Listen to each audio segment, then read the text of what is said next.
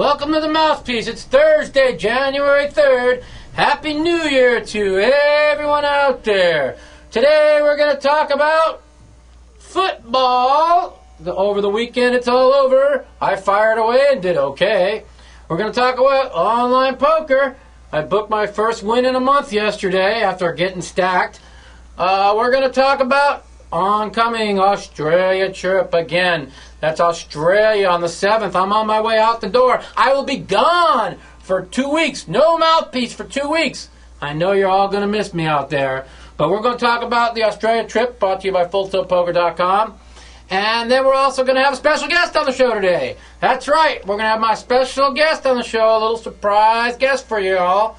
I can't even tell you his name. It's such a surprise. And we're going to talk about my hand of the week. Coming up next on the Mouthpiece.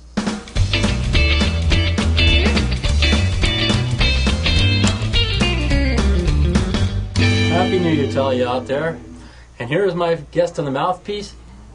I got him for Christmas. He was dropped off at my porch. That's right. We have named him... What's your name, buddy? So this is Eli. Eli, what's up, baby? Everybody say hi! Hey, Eli, yeah! Happy New Year, everybody!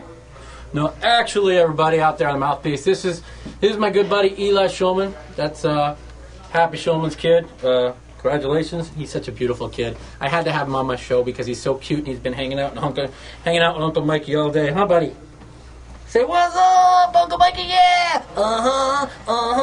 We're hanging on the Mouthpiece, huh? That's right. Hey.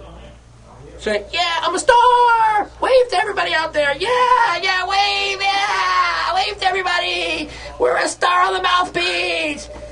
This is our last broadcast before we go to Australia, and we're here with Eli Shulman saying, what's up, everybody? Yeah! This is Mike Matusow. Eli, you have anything to say to your fans out there? Well, yeah, I'd like to tell everybody I'm going to be a big superstar!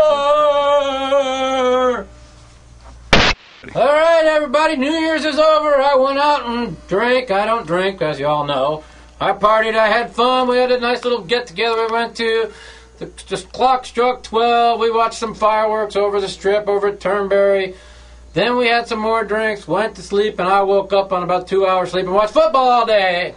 I bet football and bet football and bet football and bet more and more and more. When all day all came to a close, I found a way to win $27,000, which was good for me because I am a degenerate football bettor.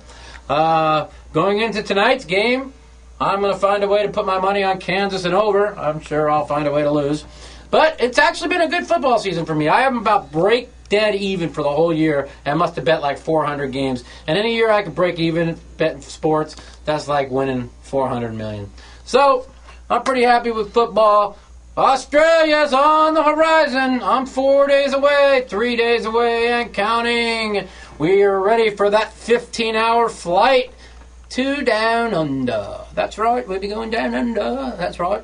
Hello, everybody out there. We're going to Australia. That's right. Guy told me yesterday, coming folks said, you know what's going to change your luck, Mike, this year in Australia? Stop calling it Australia. Start calling it Australia. So I'm going down to Australia. And I'm going to actually work hard this time and try and win instead of going down there and playing like crap. I really think that I'm going to have a very, very good tournament down in Australia. And hopefully things work out well for me down there. It's such a beautiful country. I love going down there. I love the people. Great tournament. The only thing that sucks about it is the long flight. But it's really not that bad because, you know, when you sit in first class, it's like sitting in a hotel. And it's like being in your own bed in a hotel. And it's really, you're only really up for like 3 hours. You leave late at night. You go to sleep for 8 hours. You watch like 2 movies and you're there. So it's really not much. It's real easy going as long as you fly up in the upper echelons. But anyways, we're going to come back. We're going to talk about my hand of the week. It really hasn't been much poker for me because I've been watching mostly football. There hasn't been much sports poker going on. Today's hand of the week is brought to you by the hands of the week. That's right. I'm giving you 2 hands of the week today. I don't really know much really to remember. I just remember 2 hands I played yesterday, so these are the good 2 hands of the week. Brought to you by Skin Industries, www.skinindustries.com. Pro Player Energy, Drink Pro Player, www.drinkproplayer.com. FullTiltPoker.com, my main sponsor on the main site. Watch me play at FullTiltPoker.com. And my hands of the week are yesterday at FullTiltPoker.com, where I picked up the Jack Deuce of Spades in the big blind. We had a raise under the gun by Will Tonk 21. I called him Will Donk 21. He cried, he whined, he talked a lot of shit. He didn't stop bad-mouthing me the entire time. So when the flop came down 10 high with 2 spades, and I check-raised them all in for 3,200, and he called with 2 queens. The spade rolled out. Oh! It felt so good to stack this motherfucker. That's right, I like to say motherfucker in this spot because of the fact that he was a rude piece of shit to me the entire time. And when you stack a rude piece of shit, it feels so good. And he cried a little more, cried a little more, cried a little more. Then I went and played him 10, 20 head up for like a half hour and like stole like $800 from him because he was a weak type pussy. And that was my hand of the week. Number one, my other hand of the week was me versus Dustin Dirksen. It was right after I lost a big pot, so I got dealt 2 10s, and I type in a chat, I'm tilted now, but I already knew what my cards were. Guy raised at 100, Dustin Dirksen called 100, I shoved it for 2,200. Dustin Dirksen auto-called me with 2 8s. He flopped an 8, he stuck out on me, he stacked me, and that's my normal full tilt story. Those are my hands of the week. We're looking forward to seeing your phone calls. Let's light up the phones right now. Welcome to the Mouthpiece. This is Mike. Hey, Mike, how's it going, man? Good, man. Who's this? Hey, this is Mike from Honolulu. Hey, all the way from Honolulu. What's up, buddy? Your Hawaii f***ing rainbows cost me like $40,000 yesterday, by the way. I know, a lot of people. But, I just had a quick question. I was at the World Series this past summer, and I saw you playing horse. Day one, and I saw you, I overheard you making fun of John the Razor fan. You were calling him John the Fish fan. Right. I thought that was just the most hilarious thing ever. Right. And later on I heard your opinions about some of the Asian poker players, that they're a bit more loose cannon than most. Yeah, especially in horse. You know, they do well in no limit because they're a little bit more aggressive and a little bit looser, and they have that no fear factor, which puts a lot of fear into people. And that's why a lot of great Asian players do good in no limit, where they're just fish cakes in a limit horse tournament. Yeah. I just thought that was a common perception. Yeah, you won't find any. I don't know any good Asian horse players except for maybe David Chu, and there's just not many. Danny Dang, also down in California, plays well, but there's just not many. Most of the good Asian players are no-limit players, so when you get them in a horse event, when they play, I like to make fun of them. Okay, that's interesting. Okay, thank you so much. You're welcome. Call anytime, buddy. All right, take care. Bye. Okay. Welcome to the Mouthpiece. We're going down under. This is Mikey. Oh, I love that accent. We're going down under next week. Hello. All right. Who's this? Mate. This is Mike from Corona, California. How you doing? Hey, Mike. How you doing, buddy? Oh, not too bad. Been enjoying your shows and the episodes. Been getting caught up through the holidays, and they've been good shows you've been putting on the last few years. Beautiful. You know, I just like to answer a lot of questions, make people happy, and do all the good things that I like to do. Talk a lot of shit and have a lot of fun, and just be my own self. And that's why I really have the show more than anything. It's just... And also that round table you had, I forgot the other guy you had. It was a 30-minute or so about the Bellagio Cup. Yeah, we got round 2 will be out tonight on the card player, so you'll be able to see the second part of that segment tonight. Great, I'll be watching. Yeah, I got a couple questions. One about the high stakes poker. Okay. I've been love watching it and with you on it, and it's great. Could you give me or us a little behind the scenes? Like, how many days is it filmed? How many hours do you guys really play? Okay, give us a little behind the scenes to set up for it. I'll give you a little behind the scenes. It's basically filmed in a 2 8 to 12 hour segments. So that's why the year that they paid me to stay. I was going into my 4th. That was when we did a 16-hour day, and I was real tired by the 12th hour, and that's when I lost all that money 2 years ago. It doesn't look like it's that long. Right, and this year we only played 8 hours, and I didn't really get tired, and that's why I played real well. I wish I didn't lay down those kings to Phil, but I still ended up doing really well and having a big day. So yeah, we won't talk. Yeah, we don't talk about that hand. I mean, that's been going over. It's been a great year, though. Yeah. What about the next season? A little anything new? Or? As far as I know, we'll probably be filming it probably 3 or 4 months from now. They wanted to change it to a $250,000 buy-in, and I told them that's stupid. And I said, what's the difference? I mean, all you're doing is making the rich people be able to play at a more comfortable level. And there's really nothing different between $100,000 on the table and $250,000 on the table. I mean, it's really not making $100,000 and 90% of the public is a lot of money on the table. You know, I mean, so there's not. And so then he decided to go get that I was right, and so they're going to go back to it staying with 100, and then they're going to probably have a 500 too, which I don't think they need to even have that. It doesn't really. All it does is say, oh, these are the people that have more money. Let's see how much of idiots they can be. You know, so yeah, I'm not a big fan of that. But either one on the 100 or 500 buy-in. Last thing before I let you go here is I know you're going down to this Aussie Million soon, so good luck on that in a couple of days. How come maybe not the PCA, the Poker Stars one? Is it because PCA losing a little bit of luster? Or? No, not at all. It's really an easy answer for me to answer. As you know, I'm sponsored by FullTiltPoker.com, and Full Tilt Poker is the main sponsor of the Aussie Millions, where the PCA is sponsored by Poker Stars, and they're the main sponsor of the PCA. And I can't really go to a Poker Star sponsored event when the Full Tilt sponsored event's going on at the same time. So it kind of just comes down to timing. I mean, right now I could have gone to the Poker Stars event and then gone right from there to Australia. But see, because I'm part of Team Full Tilt and going down there early, they want me there. I have to do a lot of media interviews, they want me there the day that the Full Tilt plane leaves. And, I do what they tell me to do because they pay my bills. So, I've got to... well, I'll be watching and paying attention, see who's going to be doing what. When's the tournament kick off? What day? The main event kicks off on the 13th, and I'm going down the 7th.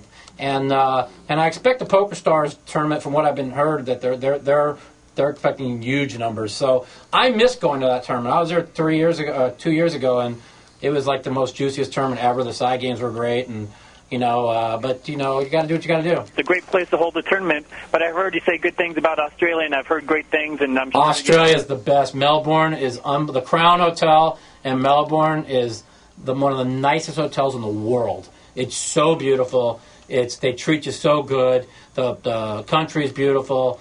I recommend everybody out there to visit Australia sometime in their life if they've never been there. It's gorgeous. Well, good luck, Mike. I enjoy talking to you. I enjoy watching the shows online. And right. Hey, what about that bleeping, man? Don't put that bleeping on. Oh, come on! The bleeping sounds good, man. They don't have the bleep in there. Well, maybe I'll take a. They don't always get all of them. I'll take this bleep off for you. Have a good fucking New Year. See you later. You too, sir. Bye. Hello, mate. Welcome to the Mouthpiece. We going down under next week. Hello. Who's this? Mikey. This is Mikey. Hello. How you doing, man? What's up, buddy? How you doing? Good. This is Dave from Georgia calling. Georgia Bulldogs. They me good. I bet my money on the Hawaii team like an idiot. What's going on, man? Yeah, a little. Nothing. How you doing, man? I'm chilling like a villain. I was just wondering, are they going to come out with a high stakes season 5 anytime soon? Or? What's that? Are they coming out with a high stakes season 5 anytime soon? No, not anytime soon. It would probably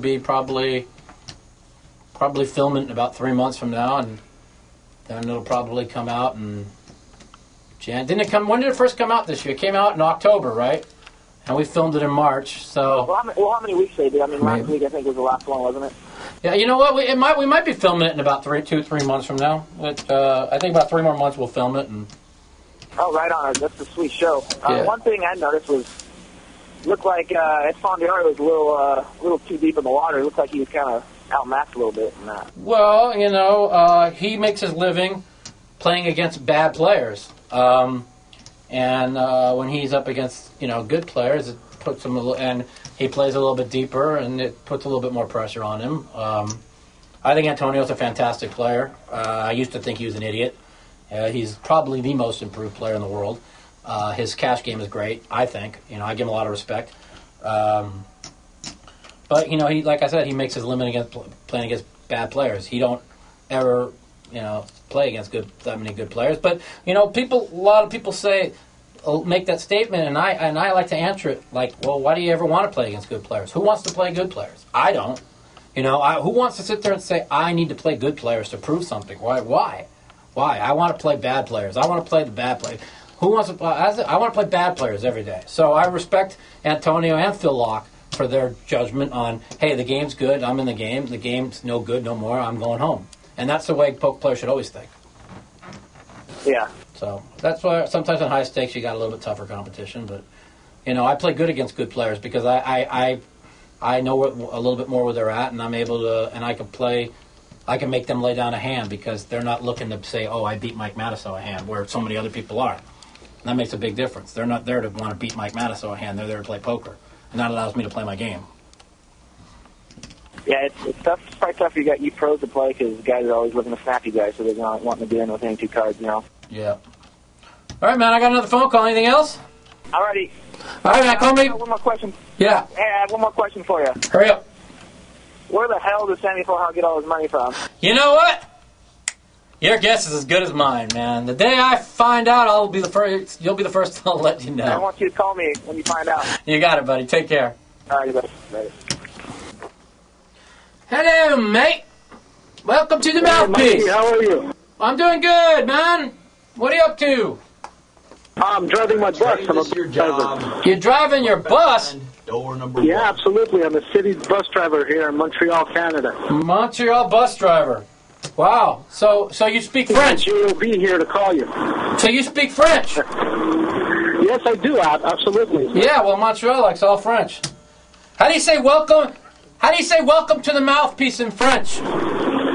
Bienvenue à la bouche Matusow. Mouthpiece is a little harder to translate. I guess it would be something like prothèse dentaire. That's the real word. There you go, everybody. Welcome to the Mouthpiece in French from my good buddy down in Montreal. What kind of question you got for me today? Yes, well, I was watching you last night. It's always a pleasure to watch you on TV, PAD, Poker After Dark. Right. Every time you're on, you're very exciting to watch, and, I haven't been doing very well, though. I either don't play well or I run real bad. It's been one or the other. I seem to be struggling to play well on Poker After Dark a lot because they keep putting me in these lineups with all these fun, crazy people, and instead of me concentrating on the game, I'm having too much fun and laughing too much, and hopefully I need to concentrate next year. Yes, yeah, but I mean, to me it's not about the results, it's definitely not my money, so it's just about the entertainment, and, I don't like watching, like Annie Duke, and I don't like watching her brother, and, they're just too plastic to me, Exactly, and we talked about this yesterday, me and a couple friends, you could win 10 tournaments in a row and be a nobody. Nobody cares who you are. If you're not entertaining people and make it fun for people to watch, nobody wants to watch 8 people sit around a poker table and play poker. It's just not what people want. They want to watch me and Daniel and Phil knock each other and have fun. Yeah, for sure. But it's nice meeting you, nice talking to you. Call me anytime. All right. Take care, buddy. Mikey. Peace. Okay, take care, boy. Happy New Year, 2008. Welcome to the Mouthpiece. Who's this? Hey, Mikey, this is Charles from South Carolina. Charles from South Carolina. What's up, brother? So I'm playing 5-10 set. I raised to 30 cents with jacks, and the flop is 10-7-4, and the guy, we put it all in the flop, he has pocket aces. It was the biggest cooler. That's it? That happens to me 20 times a day. It was a cooler. I just can't get over it. I just lost another hand. You're sick in the head. Charles from South Carolina, he's lost his mind. Yo, Happy New Year. Welcome to the Mouthpiece. Cheerio. What's going on, Mikey? What's going on, brother? Who's this? This is Noah from Wisconsin. What's good, man? Wisconsin, what are you doing? Not much. Not much. You don't sound too happy. You all right? Poker getting to you? You all right? A little bit. Last night was pretty rough. Yeah, poker will do that to you, man. Like today. You do what? Better today? Taking a break today. Oh, yeah, it's always good to take a break after you get crushed. Unfortunately, I never listened to that nice bit of advice. I just come back the next day and take more punishment. Because I like punishment. That's not fair. Yeah. You got a question for me today? Oh, yeah, I got a couple of them. You get one because I got 5 people on hold. What's that? You get one question because I got 5 people on hold right now. All right, one question is, you've been known throughout your whole life, pretty well and pretty open with everyone that you've had a lot of ups and a lot of downs. Right. But my question is, if you could go all the way back, knowing that what you've been through and would still have to go through it, would you still choose to be a professional poker player? No. And everybody says, would say, why would you say that? Because, I'm happy at the fact that I was around and I worked hard during the poker boom, and I was able to land some good endorsement deals where I've been able to set myself for financially.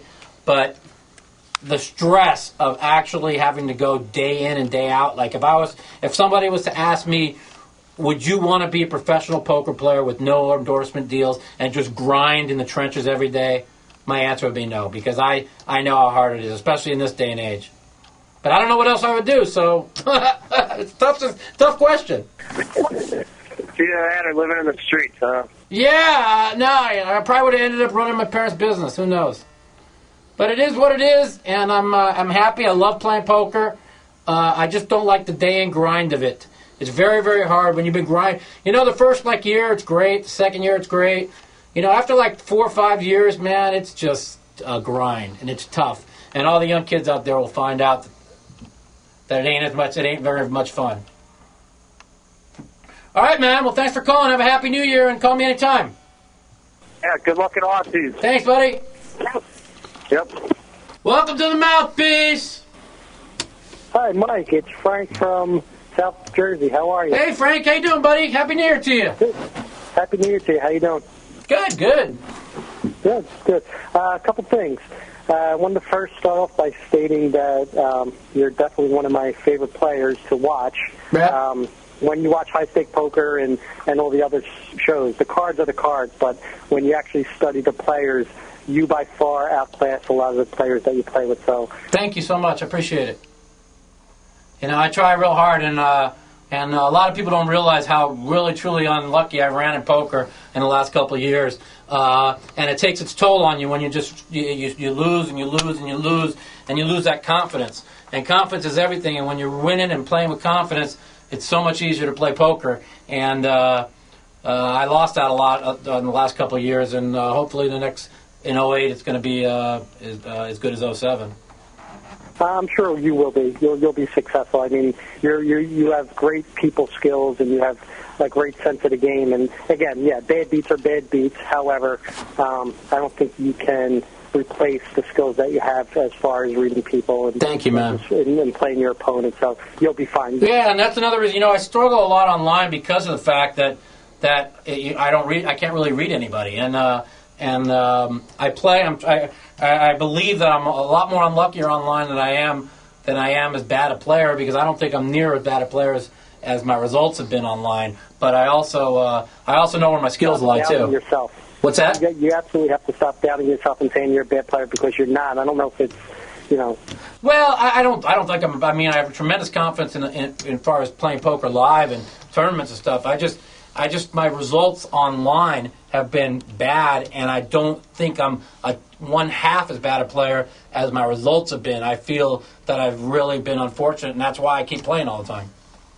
Right. Well, that brings me to a question I wanted to ask about online poker in general. Okay. In light of the Absolute Poker scandal, right? Does that make you, specifically you, more skeptical with playing online, regardless of which site you play on? Or I'll be honest with you. For me, it does. I wanted your opinion. For me, I'll be honest with you. I represent FullTiltPoker.com, and I want to truly believe that online poker is on the up and up, and it's a great experience for people. And I enjoy playing online poker, and I don't ever want to say anything bad about it. I'm not as good. But when you put into perspective, of what happened, you just have to ask yourself, if it happened once, could it happen again? and that's the bottom line. And that's what you have to make a decision on. And as far as I'm concerned, I try desperately in my heart to believe that it was a one-time incident and there's no cheating going on, but, when I lose and lose and lose, I doubt just like anybody else doubts. It definitely makes you think, huh? Right. So that's where I stand. I wake up every day when I turn on and I play online poker, and I truly believe it's all straight up. But when you have those days, you start to doubt. But that's going to be in everybody's mind now. That's why what that absolute thing did is the worst thing that ever happened to online players, because when people lose pots, they're going to start doubting, and that's where it's really bad. Have you heard any other updates about the investigation? I just know that it's been settled. That it's come clean. Everything's come clean. They've had internal investigations. Everything's clean, and their business hasn't really dropped off at all. And it seems to be it's passed by without too many people really getting to know about it, which is good, and I'm glad it passed by. Yeah, I think it needs to come to light, and if there was something inconceivable happening. Right. It's kind of like, what made this kind of a little bit better than, let's say, like the baseball steroid scandal, is this kind of like went away pretty fast. It got cleared up fast. They realized it was done. It was fixed. It was somebody internal. It was done.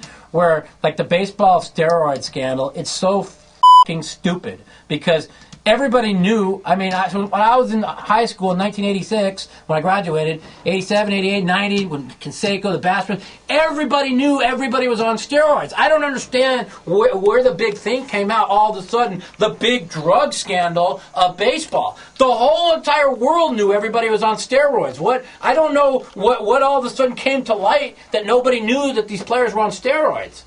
Am I right or wrong? Barry Bonds' head is as big as a basketball. Isn't that a clue? Right. But Barry Bonds, I have this problem here. Barry Bonds, in my mind, is the greatest player that ever played the game. Okay? Granted, he decided, let's go on the limb and say he decided to start doing the steroids in 1998, 99 after McGwire had that big year. Okay? Because he was sitting there, the best player in baseball history, for year after year after year after year after year after year, and they threw him to the back of the bus when McGwire and Sosa hit all these home runs. Now, how would you like to be somebody who's a big egomaniac that believes you're the best player, and you have this ego about you that you're the best, and you're getting thrown to the back of the bus for McGwire and Sosa and all these people? So then he decided, let's just say he decided to, we don't know that he did, okay? He's still being ridiculed for no reason in the media. This is the greatest hitter to ever play the game, period.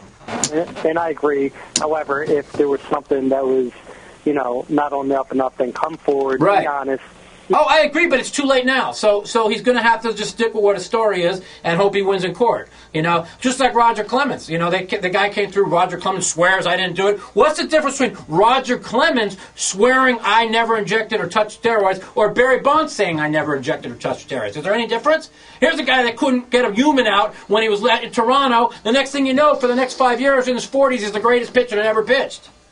Right? That's correct. Okay, so that's the same thing. But they ridicule Barry Bonds because he's black and because he got the home run record. It is racial, and it's wrong. And that's why I say if you want to ridicule Barry Bonds, you ridicule Clemens. If you want to sit there and find them both innocent, then find them both innocent. But don't sit there in a public court of appeals and say, we know this guy did it, doesn't deserve to be in the Hall of Fame. Because Barry Bonds deserves to be in the Hall of Fame, the greatest hitter of all time. And so does Roger Clemens. Hey, nice talking to you, man, and call me anytime. Thanks. And actually, I got to see you at the Borgata down in Atlantic City. I'll be down in Borgata at the end of January. Come up and say hello. All right, I'll see. I'm going to be at the Borgata Open. I'm going to be down there also. You got it. Take care, man. Take care, Mike. Be good. Welcome to the Mouthpiece. Happy New Year. This is Mike.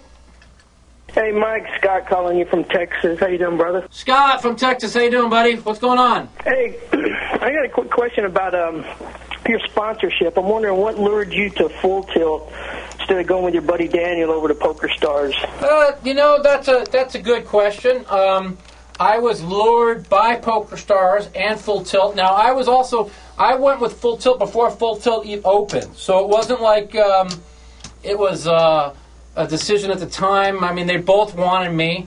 And Poker Stars at the time only had didn't really have many players at all. I mean, they were pulling me in. That was that right before Moneymaker or right after Moneymaker? I'm not quite sure.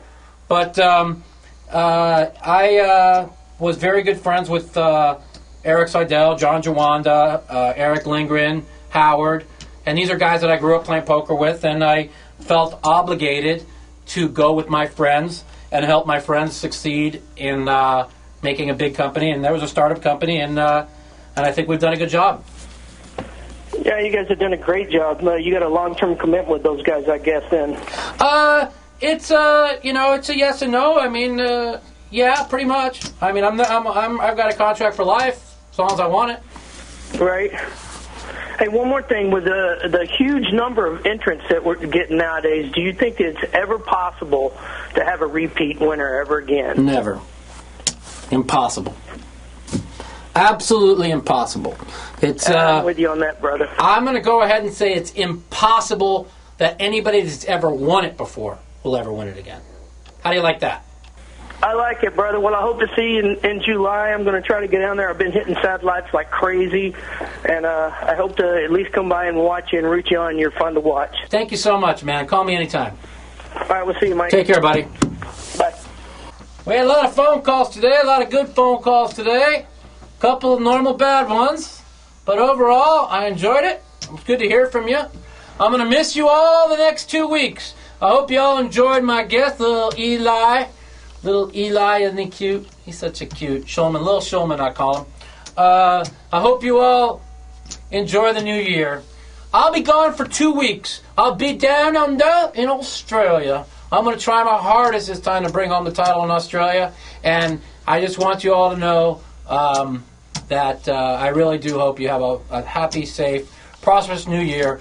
Call me, 1-877-675-1306. Talk to Mike the Mouth. But don't call me next week and don't call me the week after. I'll be gone for 2 weeks. I will be back on, let's see, today's the 3rd, so I'll be gone the 10th, 17th. I'll be back on the 24th, and then I'm going down to the Borgata. For the Borgata Open, I'm out of here. Mike the Mouth Matusow, Happy New Year. Peace.